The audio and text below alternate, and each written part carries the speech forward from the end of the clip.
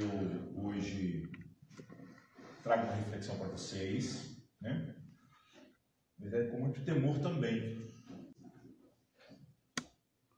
Com muito temor também.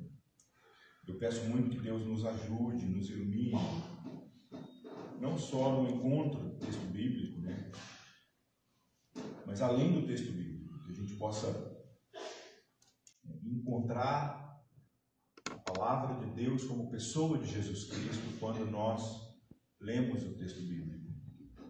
A pessoa de Jesus precisa ser vista, a pessoa de Jesus precisa ser dignificada quando nós vamos ao encontro do texto e vemos o que o texto está dizendo e que dignifica o Cristo. Eu falo isso porque a gente precisa muito. Hoje, na escola dominical, o Feu trouxe uma palavra que tem usado, que é ressignificar, né, Feu? E muitas vezes essa palavra não tem sido muito bem compreendida. Então eu quero hoje ler com vocês dois textos. Eu já vou dizer que eu não vou fazer uma exegese desses dois textos, porque eu quero usar propositalmente uma coisa que normalmente eu não faço, mas hoje eu vou fazer isso, que é usar esses dois textos apenas como memória, como lembrete, para que a gente possa compreender algo muito maior que dignifica o Cristo. Tá bom? Então eu quero ler dois textos como um lembrete para a gente. Então, Romanos, carta de Paulo, Romanos capítulo 13, leremos 3 versos, 8, 9 e 10. Depois leremos 2 versos lá no Evangelho de Jesus Cristo, segundo João. Vamos aí caminhar um pouquinho para trás, né? Na ordem da nossa Bíblia Sagrada, mas para frente cronologicamente. Que Paulo escreveu primeiro que João, tá bom? Né? Então a gente vai ler primeiro Paulo, depois a gente vai ler João, tá? Então Paulo, capítulo 13 da carta de Paulo aos Romanos, versos 8, 9 e 10, que o Senhor nos ilumine na leitura da Escritura Sagrada. Diz assim a Escritura Sagrada: a ninguém fiqueis devendo coisa alguma, exceto o amor com que vos ameis uns aos outros. Pois quem ama o próximo tem cumprido a lei. Eu preciso que a gente verifique isso. Pois quem ama o próximo tem cumprido a lei. Pois isto: não adulterarás, não matarás, não furtarás, não cobiçarás, e, se há qualquer outro mandamento, tudo nesta palavra se resume: amarás o teu próximo como a ti mesmo. O amor não pratica o mal contra o próximo. Eu preciso grifar isso de novo. O amor não pratica o mal contra o próximo, de sorte que o cumprimento da lei é o amor. Evangelho de Jesus, segundo João, capítulo 13 também, mesmo capítulo, né? E aí eu quero ler com vocês os versos 34 e 35. Agora, olha só o que Jesus narra da fala, o que João narra da fala de Jesus Cristo. Novo mandamento vos dou, que vos ameis uns aos outros, assim como eu vos amei. Que também vos ameis uns aos outros. Nisto conhecerão todos os que sois meus discípulos, se tiverdes amor uns aos outros. Que o Senhor nos ajude e nos abençoe no nome de Jesus Cristo.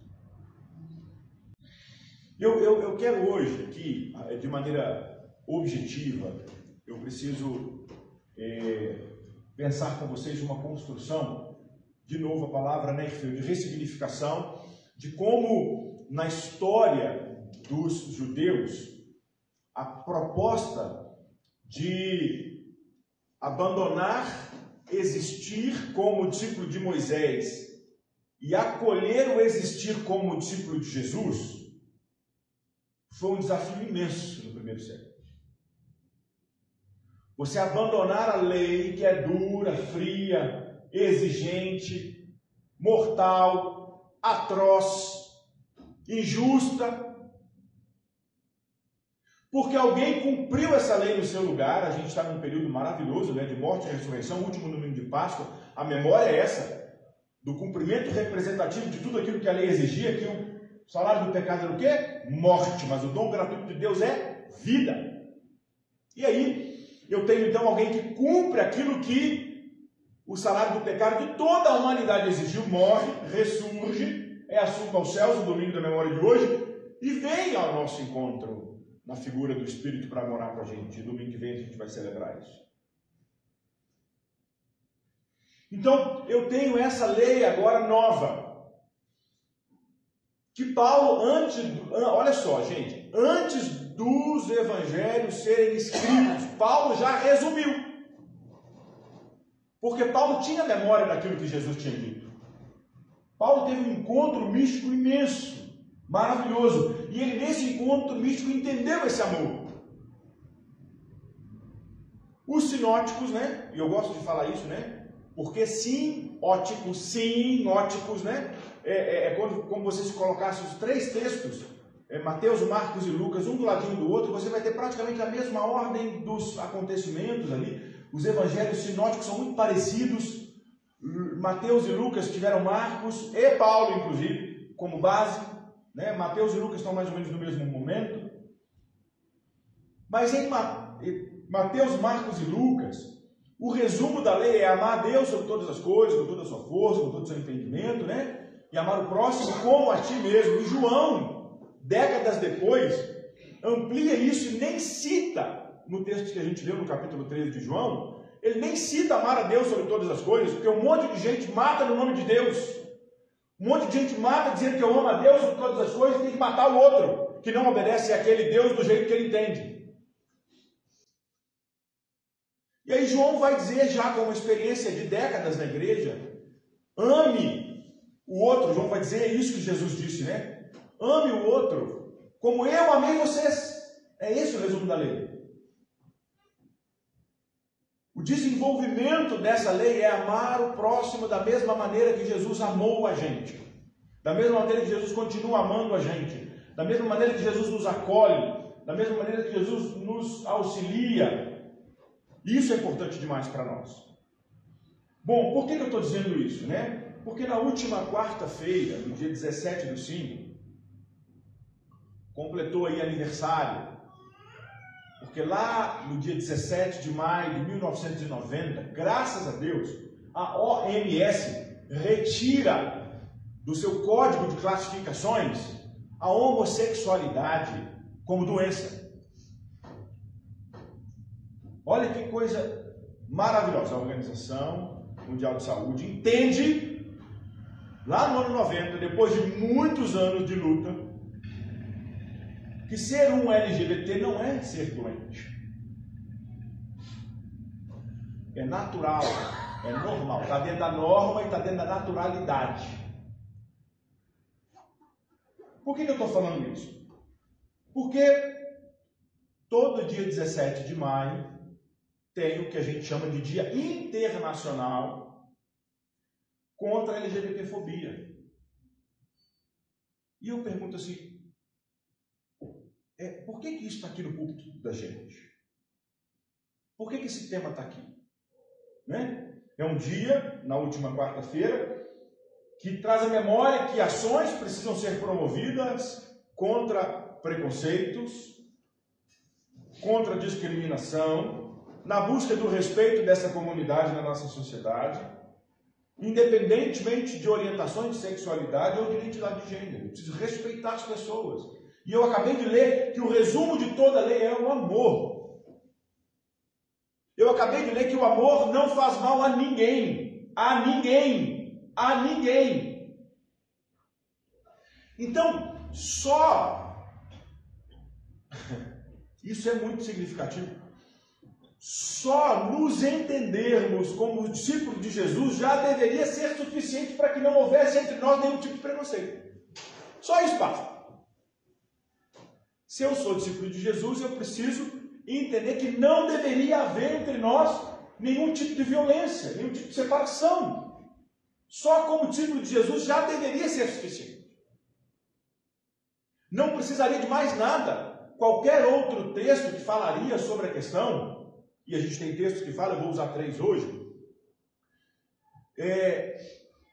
eles se tornam irrelevantes diante da mensagem do Cristo. Do mesmo jeito que irrelevantes são os textos que dizem para vocês, minhas irmãs aqui presentes, né? Está aqui sentada à mesa uma pastora, uma mulher preta, pastora. Falo isso com muito cuidado, porque eu sei que eu posso falar, né? Eu tenho filhos pretos também, eu sei o que é isso. E uma mulher que tem que lutar como mulher, tem que lutar como mulher preta, para ter respeito na nossa sociedade.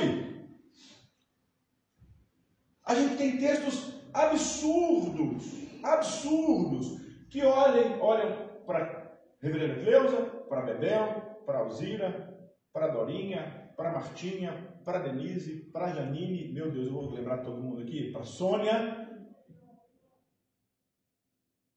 para a Gal,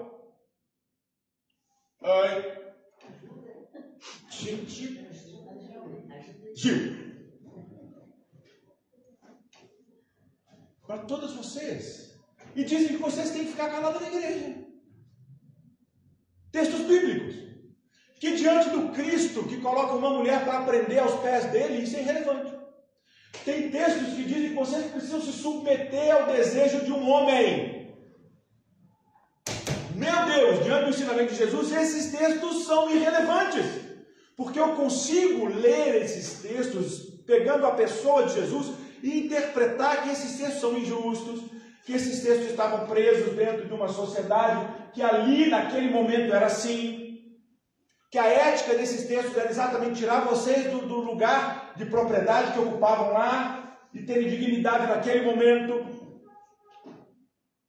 onde Jesus protege a mulher que foi pega em adultério, onde Jesus é sustentado por recurso de mulheres, tem discípulas. Não é verdade? Se eu olho esses textos, e que hoje eu tenho uma pastora sentada à mesa, né? E eu ressignifico esses textos da pessoa do Cristo, entendendo que o que Cristo ensinou é superior. Gente, isso tem que ser claro para a gente. O que Jesus ensinou, eu preciso ler Paulo, ler Pedro, ler João, ler Moisés, ler qualquer um dos profetas, ler qualquer livro histórico do Antigo Testamento na ótica de Jesus Cristo. Através de Jesus Cristo. Que é o verbo, a palavra que se faz carne. É a palavra de Deus que habita entre nós, cheio de graça e de verdade. Né? É esse que eu preciso ler os outros textos. Tá bom? Do mesmo jeito que a gente tem coisas horrendas, gente, violentas, como Gênesis 4 e Gênesis 9, a história de Caim e a história de Cã, onde a igreja no passado pegavam pessoas como meus filhos, e a igreja no passado defendia que essas pessoas tinham que ser escravizadas. Algumas explicavam que elas tinham, olha isso, a marca de Caim, como o primeiro homicida, e aí para ele ser reconhecido, olha que coisa bizarra e horrenda, ele passa a ter pele preta. Para quem matar aquele de pele preta ser amaldiçoado. Porque está lá que quem matasse, ele tinha um sinal, ia ser 7 vezes amaldiçoado do jeito que ele foi amaldiçoado. E aí a igreja no passado olha isso e faz uma coisa bizarra dessa. Aí vê Cão, que viu Noé, seu pai, Cã, viu Noé, seu pai, nu. E é bizarro, gente. O cristianismo no passado dizer que a maldição de Cã é a pele preta. Por isso, os cananeus, descendentes de Cã, poderiam ser escravizados. Meu Deus! E aí tem gente que bate a mão na Bíblia e fala, está na Bíblia. Está na Bíblia. Com uma leitura rasa, superficial, irresponsável, que promove violência contra a mulher, até hoje. Violência contra a população preta, até hoje. Até hoje. Com todo o respeito à segurança pública que a gente tem, com todo o respeito, mas é algo muito comum de acontecer se porventura Mateus estiver no meio de 15 amigos brancos, é possível alguém chegar e dar busca apenas no Mateus. É possível. É possível. Né? Por que eu estou trazendo isso hoje para a gente, irmãos e irmãs? Porque eu trouxe aqui algumas páginas do último relatório que saiu agora do ano de 2022, de mortes e violências contra a comunidade LGBT no Brasil. Está aqui, eu vou pedir para que vocês procurem isso e leiam esse relatório. Na página 19, esse relatório diz que 5.635 pessoas morreram dentro do ano de 2022. Não, minto. Estou mentindo aqui, tá? Estou mentindo. 2022 é 273 mortos. Estou exagerando aqui. É de 2000 a 2022, 22 anos. Nós perdemos 5.700 pessoas em 22 anos. 5.700 pessoas em 22 anos. Tá bom? Eu vou grifar 2 anos em especial, 17 e 18, que são os anos com o maior número de mortes. Né? Quase o dobro do ano passado. Então nós temos 445 mortos em 2017 no Brasil, 420 mortos em 2018. Aí eu vou para a página 23. O que tem na página 23? E eu fico pensando numa sociedade, né, que zela por ser uma sociedade, a gente chama, né, majoritariamente cristã. Eu acabei de ler 2 textos importantíssimos que o resumo da nossa vida é amar e respeitar o outro, tanto para Paulo quanto para Jesus Cristo. Eu tenho, no ano de 2022, eu tenho 159 travestis ou mulheres trans assassinadas. O ano passado. Dentro do ano passado. Dentro do ano passado, eu tenho 96 homens gays assassinados. 96 homens gays assassinados. Só no ano passado. Eu vou para a página 25. Na página 25, eu tenho da totalidade, né?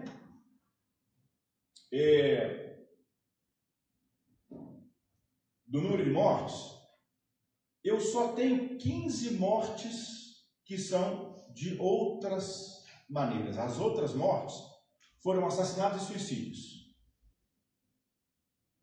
Então, de um total, né, que está aqui, que são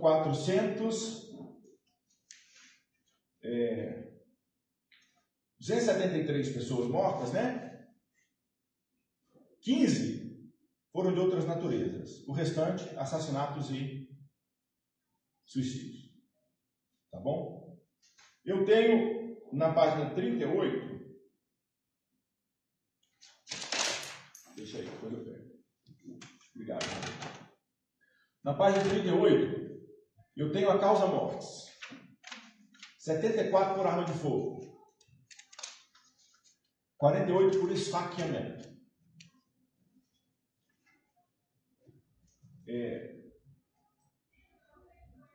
15 por espancamento. 10, pasmem, no Brasil, por apedrejamento. Aí tem outras, né? 9 por objeto perfuro-cortante, 8 estrangulamento, 7 desaparecimento, 6 atropelamento, 6 pauladas, 5 por afogamento e asfixia. Bom, eu paro o relatório, porque o relatório é dolorido para a gente no domingo de manhã, né? Mas eu preciso trazer essas informações da nossa sociedade brasileira, de maneira especial nesse mês, rememorando isso, porque a gente precisa conversar sobre. Entendem isso? A gente precisa falar sobre isso, né? E eu trago isso com muito zelo mesmo. Porque a gente tem, por exemplo, lá no livro do Gênesis, capítulo 19, o famoso evento de Sodoma e Gomorra, que é usado durante séculos para dizer que o pecado de Sodoma e Gomorra, olha só, o pecado de Sodoma e Gomorra era os homens que queriam se relacionar sexualmente com os outros homens, que eram anjos que estavam sendo recebidos por Ló. Ninguém fala que Ló oferece as duas filhas para serem estupradas pela população. O absurdo são os homens que estavam ali. E ninguém fala que o costume da época, quando entra um estrangeiro, era humilhar o estrangeiro, estuprando o estrangeiro. Não tem absolutamente nada a ver. Não dá para dizer que esse texto está falando da relação de amor, cuidado e zelo entre duas pessoas do mesmo gênero. Ponto. Mas até para identificar a homossexualidade, a palavra sodomita foi colocada em documentos oficiais. E se a gente pega a própria Bíblia, explicando a própria Bíblia, se eu vou lá em Ezequiel, capítulo 16, versos 48 e 49, que eu quero ler com vocês, Ezequiel 16, 48 e 49, explica qual ou quais foram os pecados de Sodoma. Está aqui. Eis que esta foi a iniquidade de Sodoma. Gente, olha o que a Bíblia está dizendo. A própria Bíblia está dizendo. Tua irmã, soberba, olha o pecado. Fartura de pão e próspera tranquilidade ela teve. E suas filhas também, mas nunca amparou o pobre e o necessitado. Está aqui o pecado. O que a igreja faz? Escolhe uma narrativa preconceituosa para o texto. E usa a mesma coisa. Isso é consciente. Está aqui explicando. Vocês estão entendendo do que a gente está falando? Um outro texto muito importante para a gente é o livro do Levítico, né? Que são leis que a gente conhece, inclusive, como código sagrado. Mas um código sagrado para quem? Para toda a humanidade? Um código sagrado dentro da religião judaica. Inclusive, com um objetivo de separação absurdo de todas as outras nações. A gente precisa pegar não só o Pentateuco, né, mas todo o Antigo Testamento, e entender que os gentios, entende-se como gentios, todos os outros seres humanos não judeus, eram tidos como impuros, rejeitados, né? E eu não posso ser como eles. Se eles têm um comportamento, eu tenho que ter um comportamento diferente, por isso o Código Sagrado. É simples isso. E no Código Sagrado está escrito lá que um homem não pode se deitar com outro homem como se esse outro homem fosse mulher. Uma grande observação, que se deitar como se ele fosse mulher, significa que esse homem estaria humilhado no lugar de uma mulher, porque a mulher nem cidadã era. Percebe-se que é um texto, inclusive, machista. É como se você estivesse negando o seu superior lugar de macho. E não tem nada a ver com duas pessoas se amando. Tem a ver com aquilo que você não vai praticar para você continuar sendo considerado um judeu.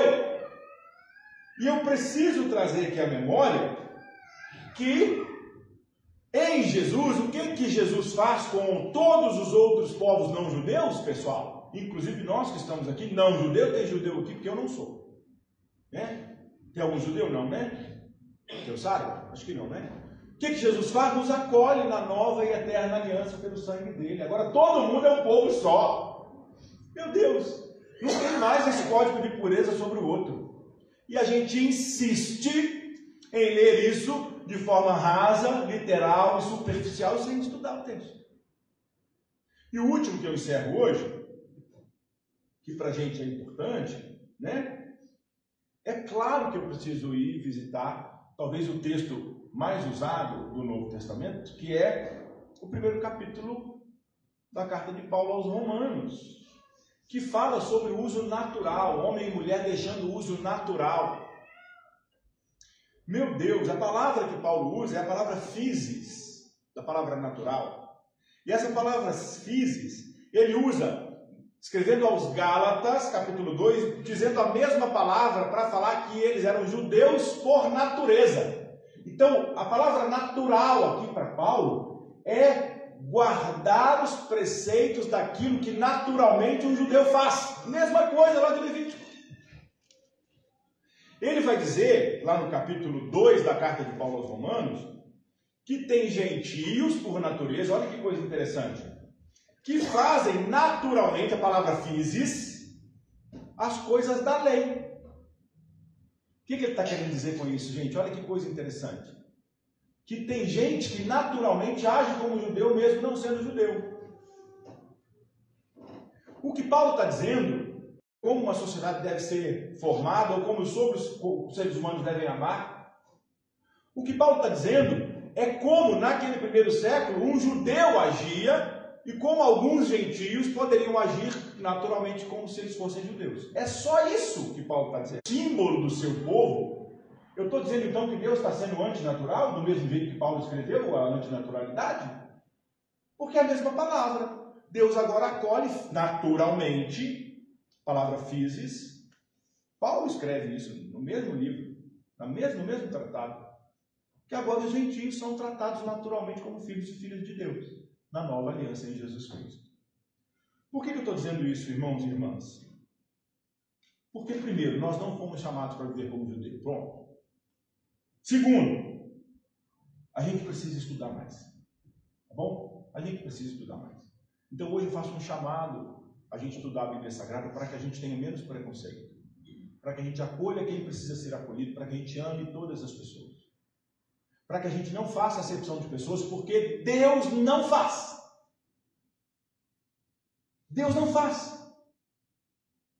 Então, a gente precisa lutar contra esses preconceitos. E, claro, naquilo que é possível, dentro da esfera de atuação de cada um de nós, contribuirmos para a formação de política pública contra preconceito. Na busca de defender os direitos dessa comunidade, que nós estamos celebrando aqui no dia 17, que só tem 30 anos que essa comunidade deixou, pela OMS, deixou de ser tratada como doença, porque tratada como doença ainda é em muitos lares cristãos, porque nesse gabinete aqui em cima, quase toda semana eu escuto gente que é expulsa de casa cristã, de pais e mães, discípulos e discípulas de Jesus Cristo, que não quer mais que o filho de 17 anos, ou a filha de 17 anos, volte para casa.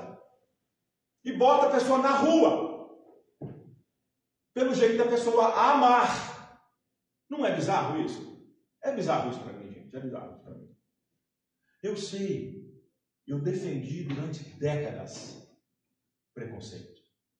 Eu estive nesse lugar. Esse discurso é recente para mim. É novo para mim.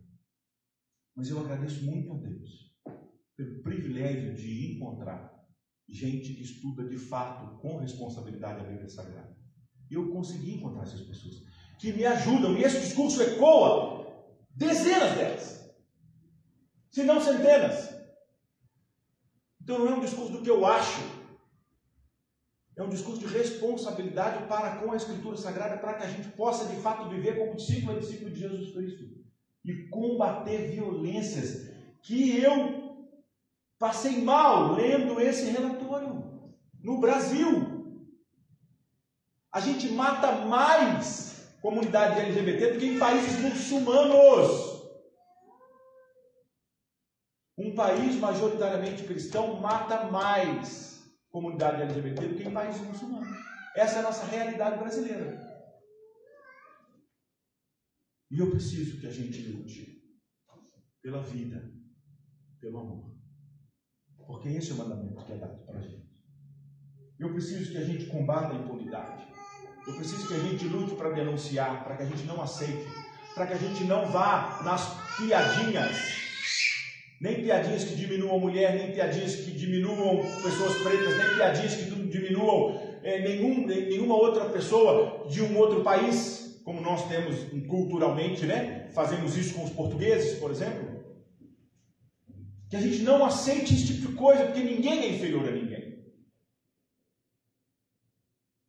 E muito menos a gente faça isso com gente que sofre do nosso lado por tanta rejeição, como as pessoas da comunidade LGBT. Eu estou te chamando hoje para amar, para acolher. Eu estou te chamando hoje para entender que o amor transforma. E estou te chamando hoje para que a gente coloque em prática aquilo que norteou, e aí eu de novo vou me referir ao presbítero Irfeu, né, porque a gente falou sobre isso hoje, e o filho do Irfeu disse para ele, em almoço de família, que Lutero ressignificou a Escritura Sagrada, e ele está correto em dizer isso. E quando a gente lembra de Lutero, eu estou lembrando de uma gama de reformadores que fazem de nós quem nós somos hoje, e que o lema daquele momento, do século XVI, era a Igreja Reformada sempre se reformando. E parece que a Igreja Reformada se engessou tanto que a gente não consegue viver. Eu encerro dizendo que seja um instrumento desse novo mundo, como disse o reverendo Marcos na minha ausência aqui no dia 23, né? Um novo mundo que Deus quer que seja implantado do jeito de Deus, onde todas as pessoas sejam acolhidas, tenham dignidade, tenham respeito, tenham vida em abundância. Que o Senhor nos ajude e nos abençoe. Em nome de Jesus Cristo. Amém. Ficamos de pé, meus irmãos. Recebamos a bênção então amanhã de hoje. Pegamos as nossas mãos.